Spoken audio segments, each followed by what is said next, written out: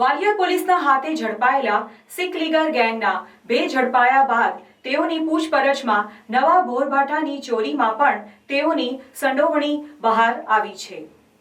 વાલિયા પોલીસના હાથે ઝડપાયેલા સિખ લીગર ગેંગના બે ઝડપાયા બાદ તેઓની પૂછપરછમાં નવા બોરભાઠાની ચોરીમાં પણ તેઓની સંડોવણી બહાર આવી છે।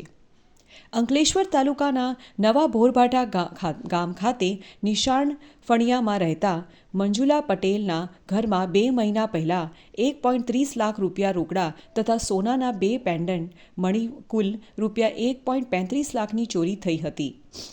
તાજેતરમાં વાલિયા પોલીસે ભરૂચના કસકની નવી નગરીના સતવંતસિંહ ટાંક અને વડોદરા બાજવા ખાતે રહેતા તેજિંદર સરદારને ઝડપી પાડ્યા હતા। તેના રિમાન્ડ દરમિયાન બંનેએ અંકલેશ્વર નવા બોરભાઠા ગામ ખાતે ચોરીની કર્યાની કબૂલાત કરી હતી।